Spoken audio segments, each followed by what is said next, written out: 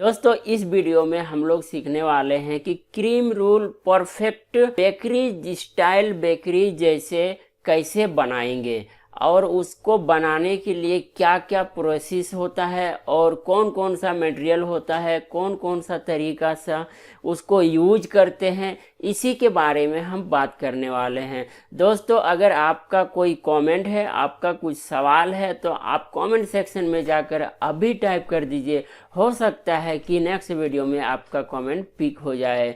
दोस्तों इसी तरह से नॉलेजेबल कमेंट 10-12 महीने पिक किया है, हो सकता है कि आपका भी कमेंट पिक हो गया हो, तो वीडियो को लास्ट तक देखते रहिए। चैनल पर पहली बार आए हैं तो सब्सक्राइब करके बेल आइकन को जरूर दबाइए ताकि इसी तरह का नॉलेजेबल वाला वीडियो सबसे पहले आप तक पहुंचेगा। चलिए फिर वीडियो को शुरू करते हैं। शंभू सिंह बोल रहे हैं कि सर सूच रोल बनाते हो तो स्पंज को रोल करते टाइम टूट जाता है, फिनिशिंग नहीं आती, फिर क्या करें, हेल्प। तो देखिए मैं कहना चाहूँगा आपका जो स्पंज है वो बहुत सॉफ्टनेस्ट होना चाहिए, बहुत नरम होना चाहिए, और जो है कि उसको ज़्यादा मोटा कटिंग नहीं करते हैं, उसको पतला कटिंग करते हैं ताकि मोड़ने में, उसको फोल्ड करने में इजी हो। अगर आप उसको मोटा काट देते हैं तो फोल्ड करने में वो टूट जाएगा। सबसे पहले तो आपको बटर पेपर रखना है, बटर पेपर के ऊपर स्लाइस कटिंग करना है। स्लाइस कटिंग करने के बाद जो है कि आपको बटर क्रीम से उसको कवर कर देना है। कवर करने के बाद उसको इस तरफ से फर्स्ट मोड़ से लेके धीरे धीरे से मोड़ना है और मोड़ते मोड़ते जाके उसको फिनिश करना है। ये थोड़ा सा इजी नहीं होता है, लेकिन 2-4 बार ट्राई करेंगे तो फिर आपसे ये भी काम हो जाएगा। तौहीद पठान बोल रहे हैं कि sir bakery style muffin cake recipe video बनाइए। तो देखिए मैं वीडियो तो नहीं बनाया हूँ मफिन्स का, लेकिन जो है कि रेसिपी वाला वीडियो जरूर बनाया हूँ। इसी तरह से कमेंट वाला वीडियो, अगर आप उस वीडियो को नहीं देखे हैं तो आई बटन पे आपको मिल जाएगा, जाके जरूर देख लीजिए। डिस्क्रिप्शन में आप रेसिपी मिल जाएगा, उसको फॉलो करके आप मफिन्स केक बना सकते। हिना पांडे बोल रहे हैं कि सर प्रीमिक्स से बने हुए केक स्पंज हम कितने दिन तक रख सकते हैं, केक बना सकते हैं और स्पंज को रखने का सही तरीका बताइएगा। तो देखिए मैं कहना चाहूँगा, अगर आप प्रीमिक्स से केक स्पंज बनाते हैं और उसको ठंडा करने के बाद अगर आप एक अच्छे से कोई डब्बा में हो, किसी रैपिंग फाइल में रैप करके हो, अगर आप उसको फ्रीजर में रखते हैं, डीप आइस वाला जगह पे रखते हैं, तो आप उसको 15 दिन 20 दिन तक भी रख सकते हैं। और जब आपको यूज करने का रहेगा तब आप उसको बाहर निकालिए, डिफ्रॉस्ट कीजिए और फिर केक बना के उसको यूज कर लीजिए। लेकिन अगर आप उसी चीज़ को नॉर्मल फ्रिज में रखते हैं तो 5-7 दिन रहेगा। अगर आप बाहर रखते हैं तो 4-5 दिन में वो खराब होने का संभावना हो जाता है। मेगा मिटल बोल रहे हैं कि सर आपने CMC पाउडर क्यों डाला है इसमें, तो एग है ना, प्लीज़ रिप्लाई। तो देखिए मैं कहना चाहूँगा एग है उससे कुछ फर्क नहीं पड़ता है। CMC पाउडर जो है कि अपना काम करेगा, उसको अच्छा रखेगा और जो है कि उसको लाइफ बढ़ने में मदद करेगा और उसको फंगस आने से रोकेगा। तो देखिए मैं CMC पाउडर आप प्रीमिक्स में डाल सकते हैं या फिर अंडा वाला में डाल सकते हैं, या फिर आप ब्रेड, पिज़्ज़ा, रोल, बर्गर्स ये सब बनाते हैं, ये सब चीज़ में भी आप CMC पाउडर जो है कि डाल सकते हैं। कोई भी प्रॉब्लम नहीं होता है। डालने से क्या होता है, कुछ ना कुछ वैल्यू हमें मिल जाती है और नहीं डालने से वही वैल्यू हमें घट जाती है। तो हमें 20 ग्राम डालने से कोई फर्क नहीं पड़ता है। लीलम परिहार बोल रहे कि sir perfect red colour and black colour कैसे ले सकते हैं, मैंने jail colour, powder colour, liquid colour सब यूज कर लिया है, प्लीज हेल्प। तो देखिए मैं कहना चाहूँगा रेड कलर और चॉकलेट डार्क कलर जो होता है कि वो कहीं पर भी अवेलेबल नहीं होता है। अगर आपको रेड कलर परफेक्टली चाहिए तो आपको क्या करना होता है, हम क्या करते वो मैं आपको बता देता हूँ, और सारे लोग क्या करते हैं वो मैं बता देता हूँ।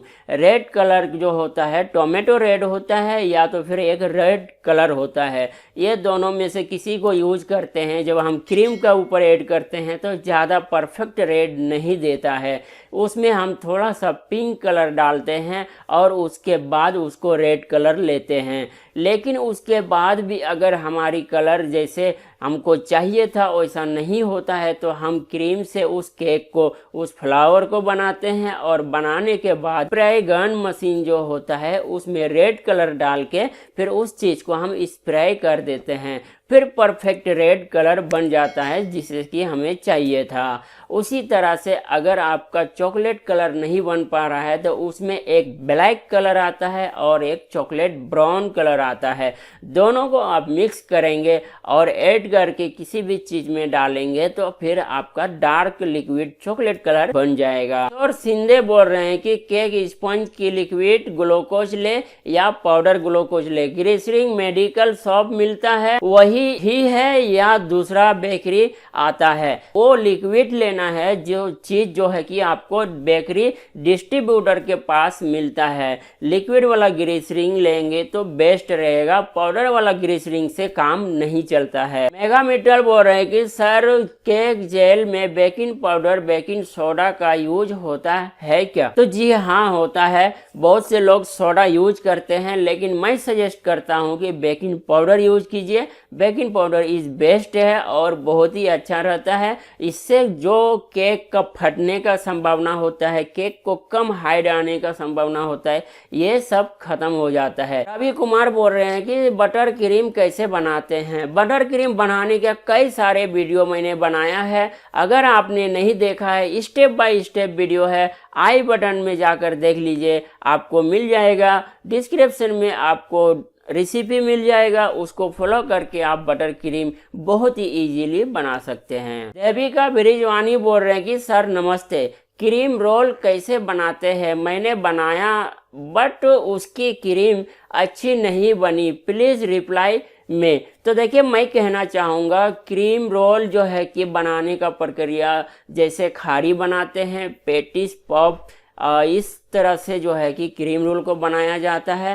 मान लीजिए मैंने ये वीडियो जो है कि खारी के लिए बताया था और खारी का जो रेसिपी है इसी तरह से इसको भी बनाया जाता है। 1 किलो हमें मैदा जो है कि अच्छे से गूंदना है, 400 ग्राम पानी लेना है और अच्छे से गोंद लेने के बाद उसमें जो है कि 400 ग्राम हमें मार्जरीन लेना है और मार्जरीन को 2 बार में डिवाइड करना है, 200 ग्राम का। और जैसे लाटने के मैं प्रक्रिया बताया था खारी वाले पोई में, उसी तरह से जो है कि आप एक बार उसको लाट देते हैं, लाटने के बाद 200 ग्राम मार्जरीन घी को लगा देते हैं, उसके बाद एक बार इधर से फोल्ड करते हैं, एक बार इधर से करते हैं, उसके बाद दोबारा लाटते हैं और लाटने के बाद जो है कि फिर से 200 ग्राम बचा हुआ मार्जरीन को लगाते हैं और लगाने के बाद दोनों तरफ से फोल्ड करके फिर एक बार बीच में से फोल्ड कर देते हैं। उसके बाद से और दूसरा उसका फोल्ड नहीं रहता है। मतलब कि ये है कि खारी और पफ में जो होता है उसमें 3 बार फोल्ड होता है और क्रीम रोल का जो फोल्डिंग होता है उसमें 2 बार फोल्ड होता है। ये बात आपको जरूर ध्यान रखना है। मतलब कि जो मार्जरीन रहता है दोनों को ही लगाने के टाइम ही फोल्ड करना है, उसके बाद अदर बेल के जो है कि हमें फोल्ड नहीं करना है। उसके बाद जो है कि तकिया जैसे बांध कर रख देना है, आधा घंटा रख देने के बाद जो है कि उसको अच्छे से ढल जाता है। ढल जाने के बाद उसको बहुत पतला लाटिए, लाटने जैसे कि खारी लाटते हैं और पफ बनाने के लिए उसका डाव को लाट के पतला करते हैं। मान लीजिए एक चपाती रोटी घर में आप जिस तरह से लाटते हैं उसी तरह से पतला लाटना है। उसके बाद क्रीम रोल का जो डंटी होता है उसके अंदर थोड़ा सा ऑयल लगाइए, ऑयल लगाने के बाद ऊपर से उसको मोड़ना शुरू कीजिए और नीचे तक। अब जब आप उसका पट्टी बच जाता है तो वहाँ पे कट कर दीजिए और वहाँ पे अच्छे से चिपका दीजिए। चिपका हुआ जो भाग होता है वो ट्राई के नीचे हिस्से में रहना चाहिए, जब ताकि बेक करने के टाइम वो ओपन ना हो जाए, वो खुल ना जाए। उसके बाद ये प्रक्रिया हो जाने के बाद आपका क्रीम रोल जब रेडी हो जाता है उसमें एग वॉश कर सकते हैं या फिर मिल्क पाउडर को पानी में मेल्ट करके उसको भी वॉश कर सकते हैं। अगर आप नॉनवेज है तो ये इस तरह से एग ले सकते हैं, नहीं तो फिर आप मिल्क पाउडर से भी उसको स्प्रे करके फिर उसको 180 के टेम्परेचर पे उसको डाल सकते हैं 15 मिनट के लिए। जब वो लाइट कलर आ जाता है तो उसको बाहर निकालिए, उसको जो नोजल होता है उसको बाहर निकाल के और पलटी करके उसको फिर ड्राई करने के लिए डालिए, और ड्राई करने के बाद उसको रखिए बाहर ठंडा होने के लिए। इससे पहले कि आपको क्रीम बनाना है, आपको क्रीम बनाने के लिए क्या करना होगा, मान लीजिए मैं आपको 500 ग्राम का बता रहा हूँ। 500 ग्राम मार्जरीन डालडा लेना है, किसी भी कंपनी का लेना है, फर्क नहीं पड़ता है। 600 ग्राम जो है कि आपको यहाँ पर चाहिए। यहाँ पे देखिए मैं ये बता रहा हूँ कि बटर क्रीम में जो केक बनाया जाता है उसमें बराबर लिया जाता है मार्जरीन और आइसिंग शुगर, लेकिन इस क्रीम में जो है कि क्रीम रोल का क्रीम होता है, इसमें मार्जरीन कम लिया जाता है और शुगर ज़्यादा लिया जाता है। इसलिए लिया जाता है ताकि ये ढल ना जाए, बाद में जब ज़्यादा हीट हो, कहीं गर्म जगह में हो तो ये मेल्ट ना होए, क्योंकि जो डालडा होता है जल्दी मेल्ट होता है। इसीलिए जो है कि यहाँ पर शक्कर ज़्यादा लिया जाता है, यानी आइसिंग शुगर को ज़्यादा लिया जाता है। मान लीजिए आप 400 ग्राम या 500 ग्राम अगर आप लेते हैं डालडा, तो 600 या 700 ग्राम जो है कि आपको लेना है आइसिंग शुगर। ये दोनों प्रक्रिया को आप अच्छे से मेल्ट कीजिए, और मेल्ट करने के बाद आपको क्या करना है, उसके अंदर वैनिला पाउडर जो होता है उसको 20 ग्राम डालिए। 20 ग्राम डाल देने के बाद अच्छे से उसको मिलाइए, और मिलाने के बाद आप उसमें चाहेंगे तो 10 शाइनिंग वाला क्रीम बन जाए। उसके बाद से आप कौन सा फ्लेवर ले सकते हैं, पाइनएप्पल ले सकते हैं, स्ट्रॉबेरी ले सकते हैं, और ब्लैक करंट, बटर स्कॉच, कोई भी फ्लेवर ले सकते हैं। उस फ्लावर का एसेंस डालिए, और जो भी क्रीम रोल के अंदर भरेंगे फ्लावर डाल के, उस कलर को आप उस क्रीम के ऊपर यूज कीजिए। मान लीजिए मैं पिंक कलर ले रहा हूं तो मैं स्ट्रॉबेरी फ्लावर डालूंगा, येलो लाइट लेता हूं तो मैं पाइनएप्पल एसेंस डालूंगा। इसी तरह से जो है कि कलर और फ्लावर को दोनों को मिक्स कर दीजिए, और उसके बाद जो है कि आप क्रीम रोल के ऊपर डाल दीजिए। डाल देने के बाद दोनों तरफ से आपको क्या करना होता है, बहुत से लोग जो है कि चोको चिप्स लगाते हैं, बहुत से लोग क्या करते हैं कोकोनट पाउडर को कलर डालकर, pink colour, green colour, blue colour डालकर उसको लगा देते हैं। उसके बाद परफेक्टली जो है कि क्रीम रोल बन जाता है। अब आपका क्रीम रोल खाने के लिए तैयार है। दोस्तों मैं उम्मीद करता हूं कि क्रीम रोल बनाने का प्रक्रिया को आप अच्छे तरीके से समझ गए होंगे। अगर नहीं तो डिस्क्रिप्शन में हमें फिर से लिखिए,